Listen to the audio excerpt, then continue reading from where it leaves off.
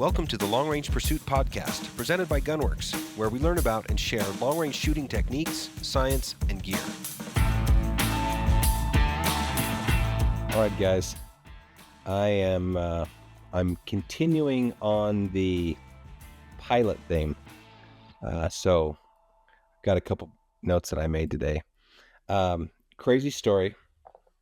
I set up this morning to fly down to Casper, and was going to go to a seminar. So I was an invited speaker to go talk about business in Wyoming and whatnot, and did the math, did the flight plan, had a little weather. You know, when there's weather, I'm up at 4:30. I'm making sure I'm checking, I'm watching, seeing what the trends are. And I've only had my private pilot license for it's been like 3 weeks, and I did my training in a 172, so I don't have a high performance endorsement. And I just bought a Cessna 182. Plane's about half as old as I am. Cool plane, but to fly that, I need to get endorsed for high performance, which is over 200 horsepower. So for the last week and change, I've been working on, basically building the skill set needed to fly this plane. And it's different. It's different than a 172. And making some headway. It takes me a lot of steps, to finally make something sink in and to be able to do it right. This plane lands way different. You got the complexity of a constant speed prop, which I think is a little different. It's fuel injected, so that's different. And it's got a glass panel, so it's like now all of a sudden all the gauges are different. Everything's different. So making progress. Well, I had the opportunity to fly down to Casper today, and I was going to take the CFI. I'm going to get 2.5 hours in my logbook, and at the same time, instead of spending 4 hours on the road driving down, it's only an hour in the air, and I was pretty excited about that. So we get done with some meetings, wrap up, head over to the hangar, pull the plane out, pull it right up to the pump. The pump's just right outside the hangar, so pulled it right over the pump, filled up with fuel, did the pre-flight, everything's good. Fire up, throw our flight plan in there. I've been building a checklist in my EFB, my flight bag, and so checking out my checklist, got a couple changes to make there.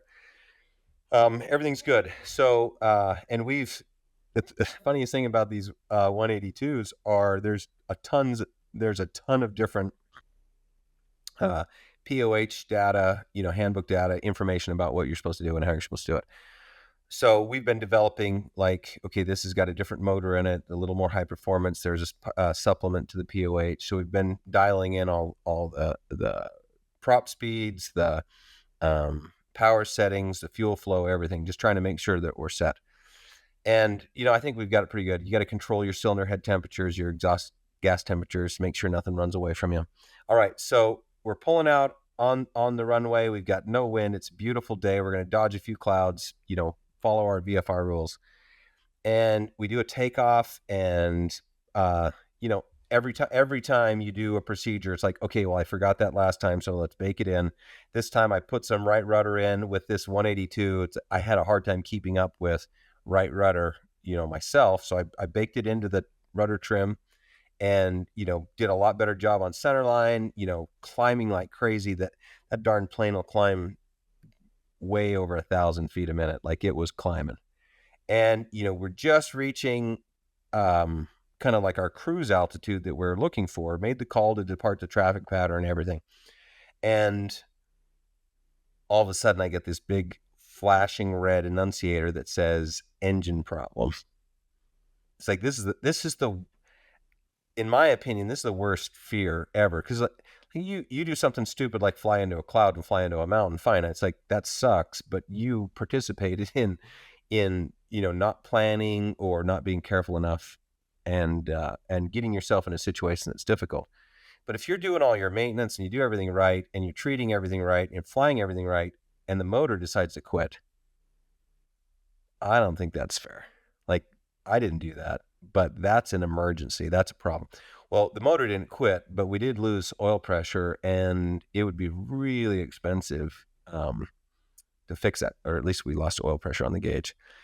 So we did a quick turnaround. I mean, we're 1,500 feet above ground level, so lots of space. So did a turnaround. We started descending. We went and we were going to land right back on the runway we took off of. There was no wind, so we're just did a 180, boom, right back down to the runway.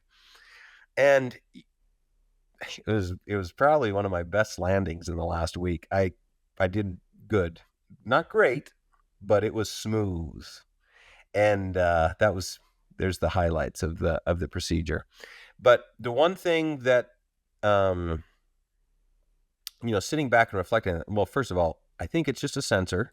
I don't think I lost my oil pump. I'm crossing my fingers hoping that it's just a sensor that we have a problem with.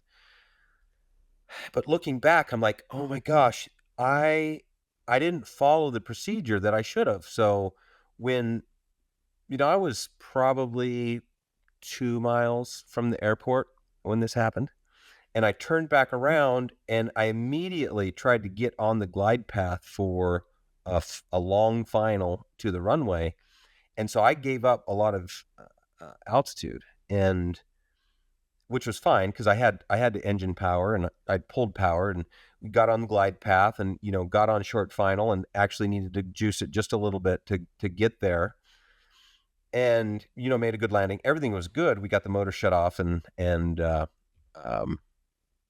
had the guys drag us back to the hangar, to the maintenance hangar.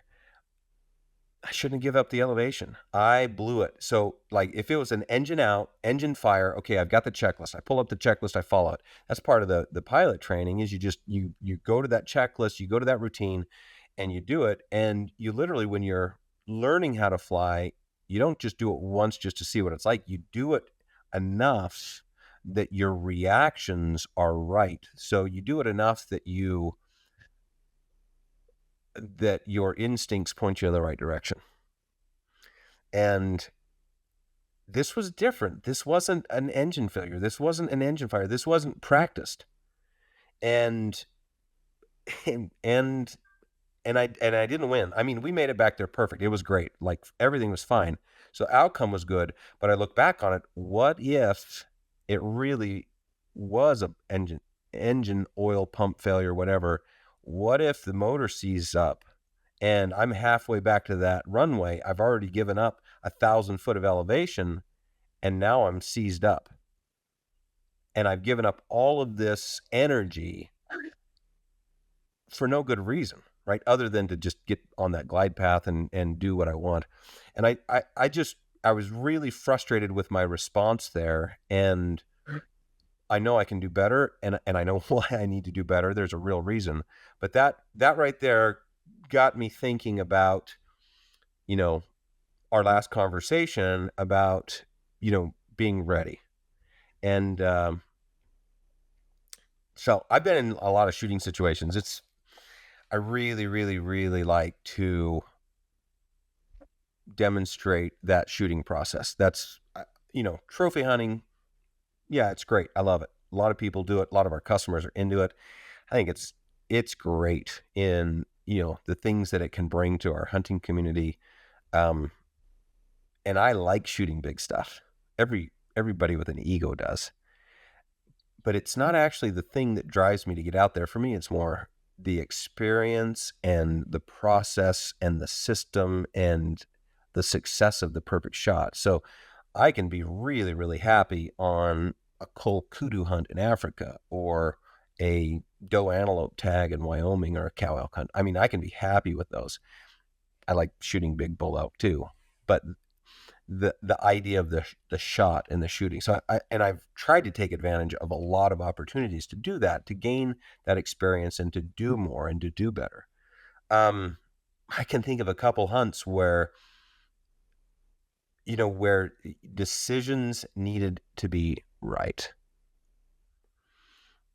Where things happened really fast, and I shot at a Coues deer once. I'm remembering a Coues deer hunt in Mexico, and we we just done a desert sheep hunt. We had great success, and we were hunting coos deer. We're on a knob. There's a big valley in front of us, and then some branches that broke off away from us, and up elevation and up valley. And I remember we sat there for a long time, and I remember, um, really working hard to try to get the wind sorted. We had a wind that was blowing down the valley, but the side valley was protected, and I don't think that there was wind there. So I'm getting ready to make this wind shot, and we're going to hold a little bit for the intermediate wind and nothing for up the valley, and we're doing this and that, and we're waiting out the coos deer to present the right shot for us, because that was a part of that was necessary. And I've got a big fat head, and so I was getting pretty tired, so I was just resting my face on the buttstock to try to get a break, because something that really gets old after 20 or 30 minutes of looking. Finally, that coos deer was in a spot that works, and it's a slightly uphill shot, and so I had my bag pushed forward, kind of right behind my grip. My head's back here on the stalk, and I'm resting hard. I'm just locked in, and he stops for a second, and I shoot. So let's back up. And let me give you that was the preamble. On this ranch we're hunting is huge, couple 100,000 acres, like just massive place. We were hunting some mule deer. We hunted sheep on a different place that was 5-6 hours away.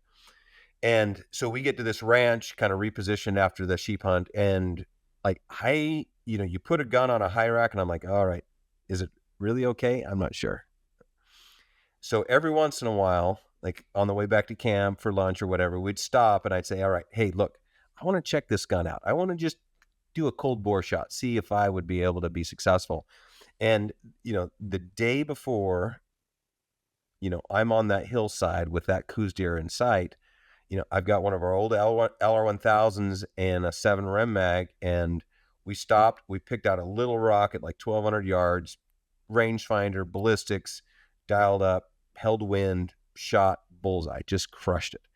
And, I'd done this 2 or 3 times. The gun had proven to me that it maintained point of impact. It had proven that the cold bore shot was acceptable. It just was working. And so fast forward back on top of this hill, I'm lined up on this coos deer. I'm ready to break the shot. And I shoot. And it goes over his back.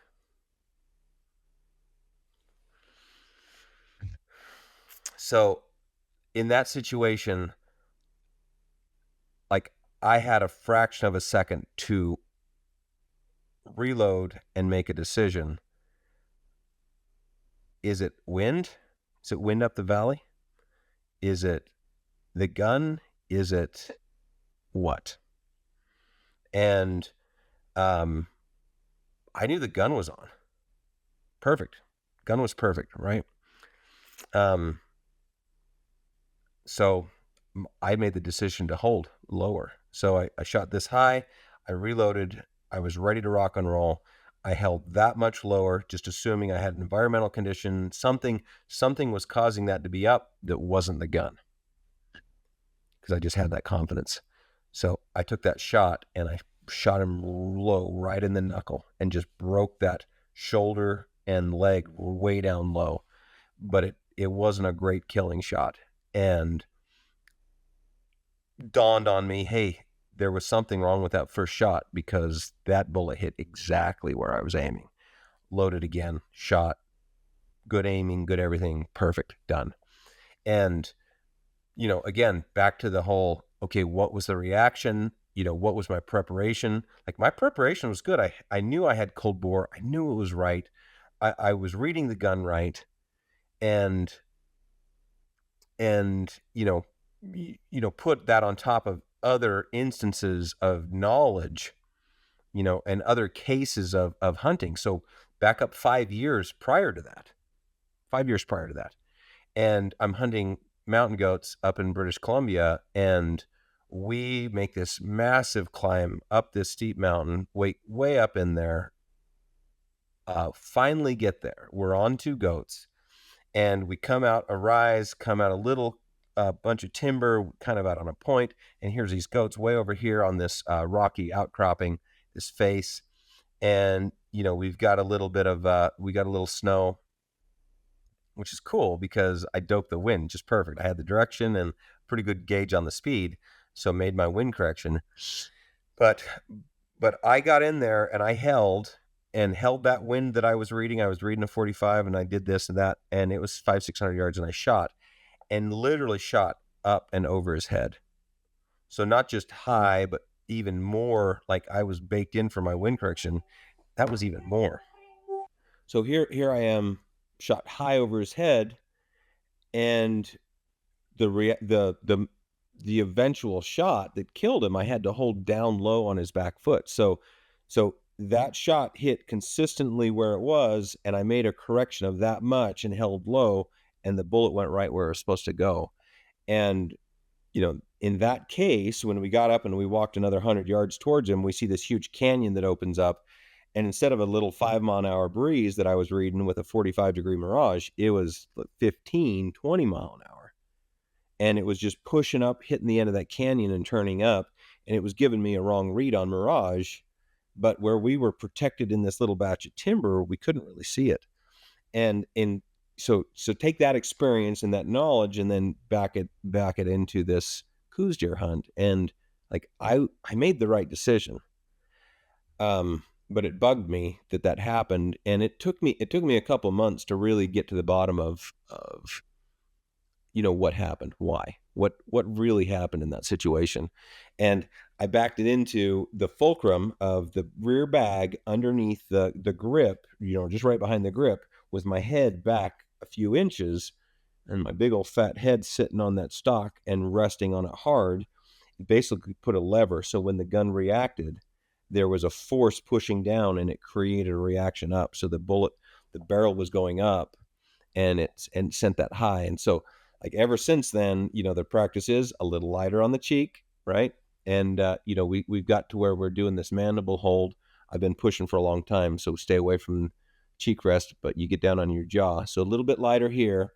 And then I always try to get the bipod in the front adjusted in a manner that the bag can sit directly underneath, where your cheek is resting. So it gives you a little bit more balanced set of forces there.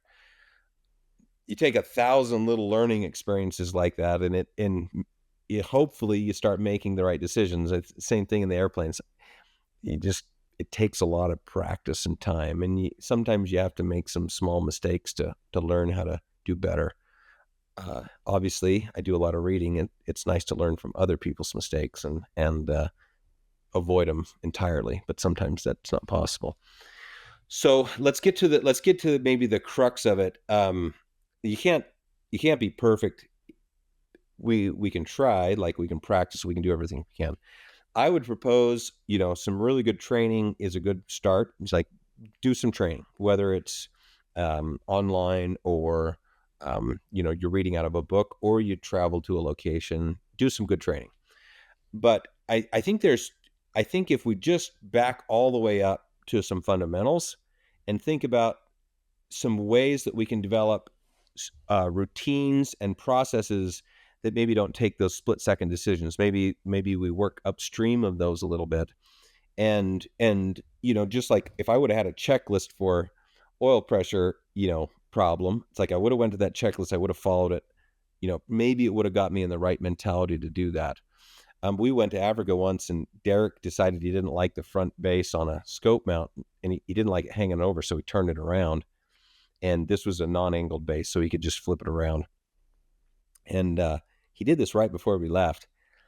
We got down to Africa, and it was Derek, Danner, myself, and we were wanting to shoot a lot, and got those boys on some opportunities, and he had some successes, but then we had some stuff that just didn't go so well, and they'd miss, and I was starting to get ornery and get after him for not paying attention and doing good work and this and that. And then I got to shoot the gun and didn't have a good point of impact. And so then we got to take a break. We got to stop and we got to troubleshoot the gun and check the zero and do this and that. Um, and I've had other cases where maybe you end up with a different ammunition. I remember Mike took some hot ammunition to an outfitter once, and then I was back there a year or two later hunting, and there was this box of ammo, and that ended up in my gun, and our ballistics weren't matching. Like, there's a couple things that as shooters that I would suggest, like, let's start very fundamentals, and then we'll go from there, and we'll work on some more systems and process.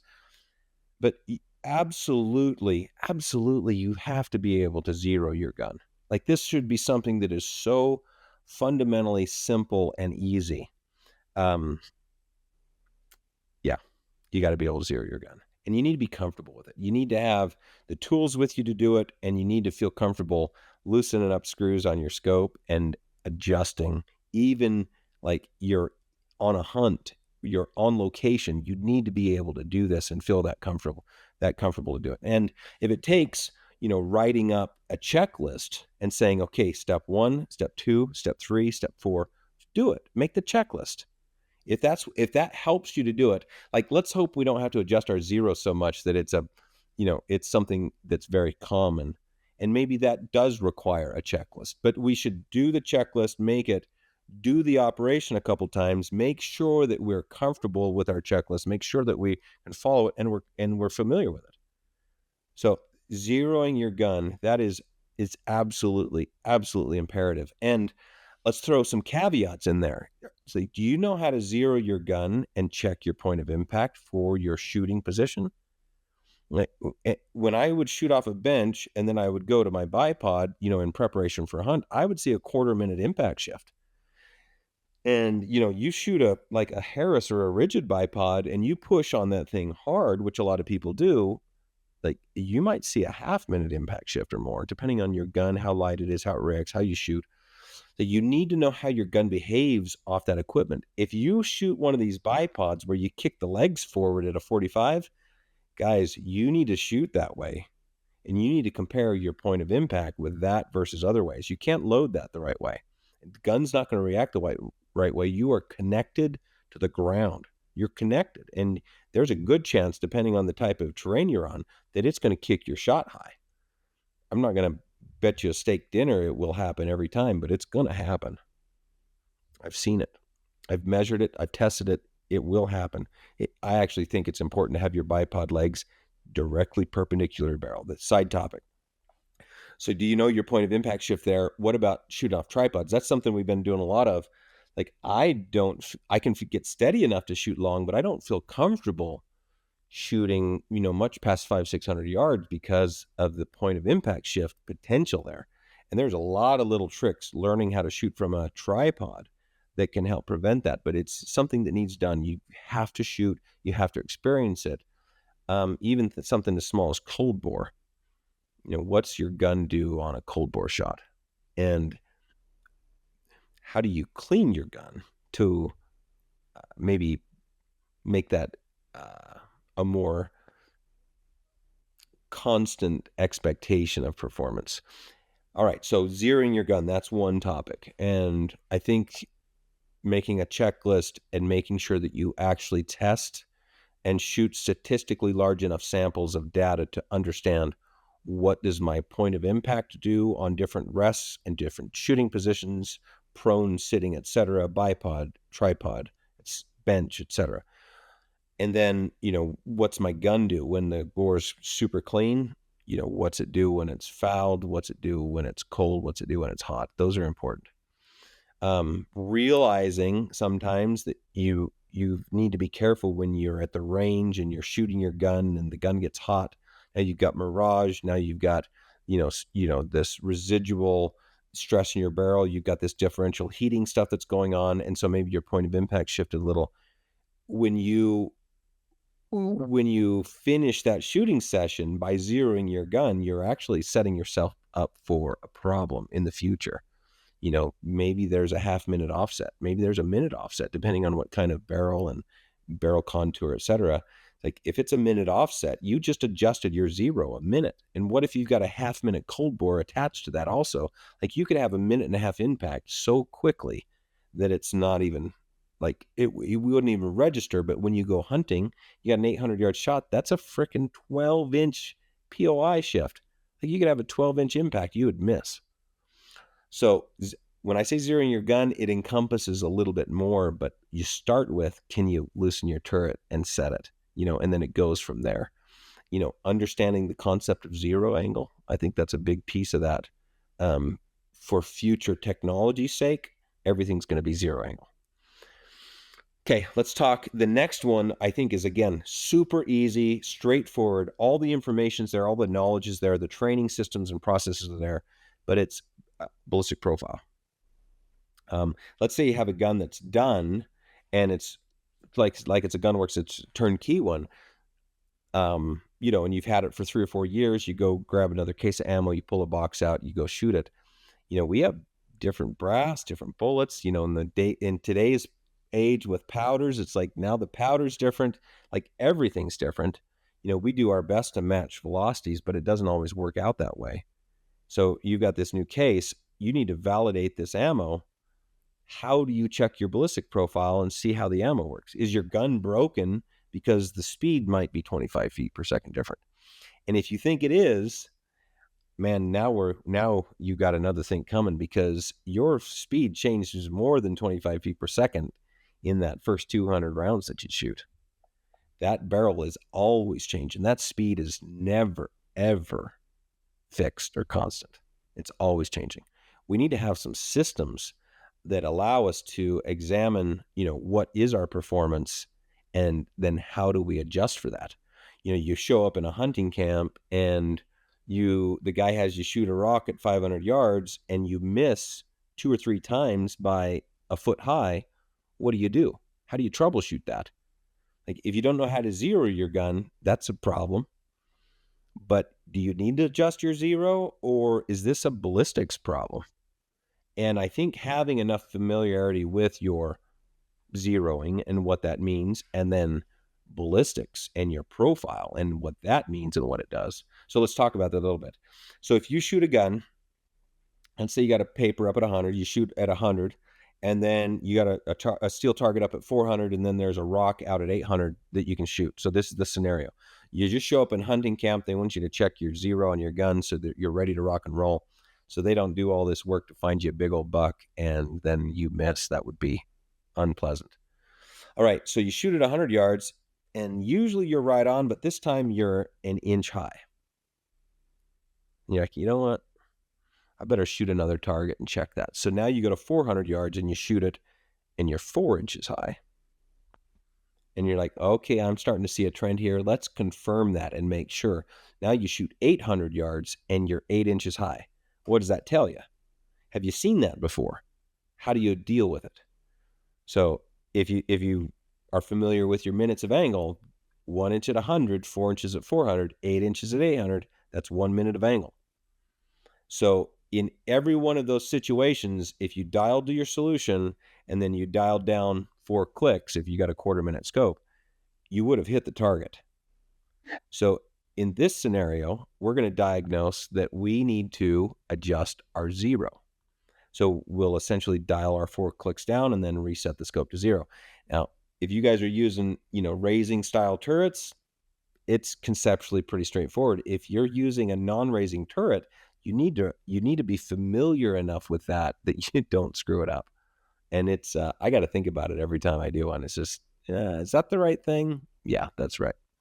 Okay, so you get that zero adjusted. Okay, let's outline another scenario.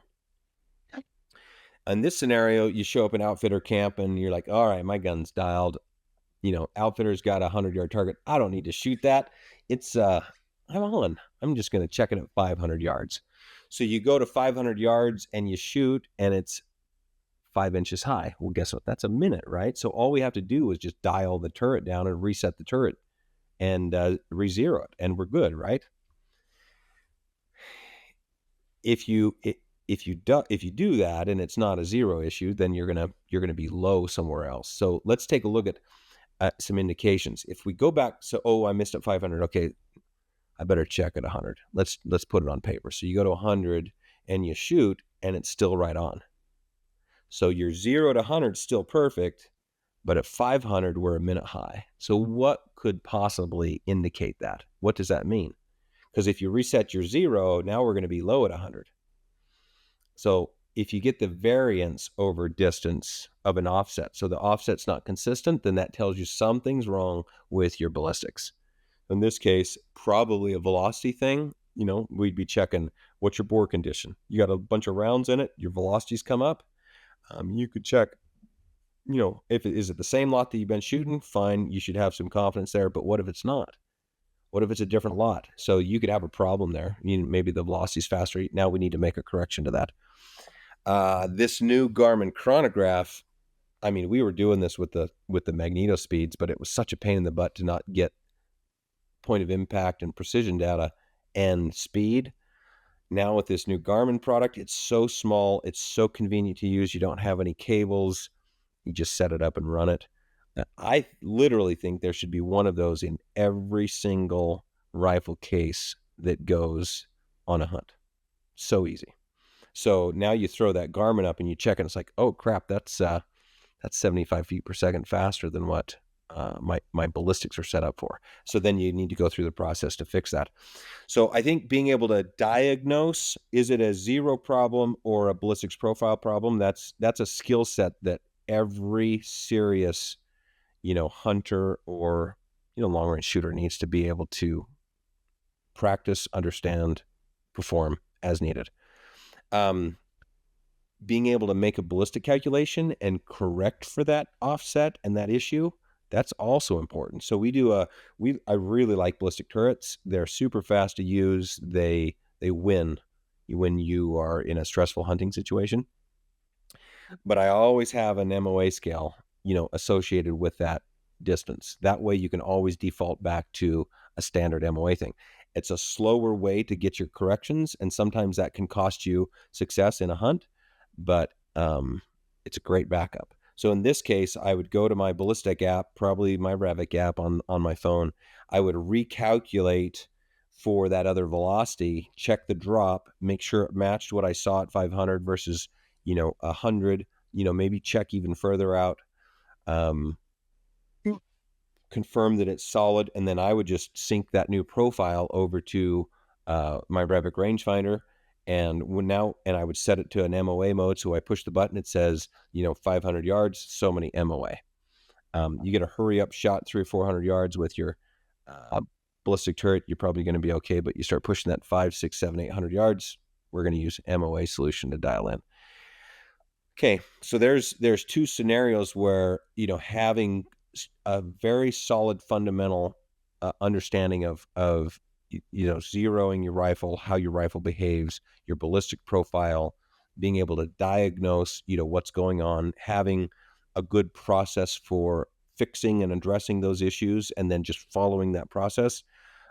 Those will save you frustration, whether you're at the range or you're traveling on a hunt.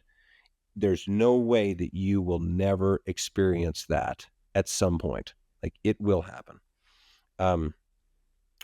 Okay, I think that's enough for this episode. I probably was a little too long in discussion. I might have strung that out a little bit too much, but so to recap, start with the fundamentals, understand your equipment, where we're doing necessary operations, create a checklist, write it down, commit it to memory where you can, practice it, and then have access to that so that when you're in a situation where you need to troubleshoot, you have the tools necessary to step through and make it work. And I can't tell you guys, we do this tagline, it's Gunworks 1,000 yards out of the box, and I love it. It's unique. People are always trying to copy it because it's so cool. But it almost points people in the wrong direction, because we shoot it, we zero it, we got the ballistics, it's all good. But that doesn't mean it's going to hit perfectly for you. You might shoot different. You might hold that gun different. The gun reacts differently when you're behind it. Not a lot, but a little bit. We have a lot of people that take that too literally and pull the gun out of the box, and their first shot's an important shot. And I would really like to stress that, please go learn how to zero your gun and make sure it's dialed for you, and then prove for yourself that your ballistic profile matches. Like, shoot those targets and make it work.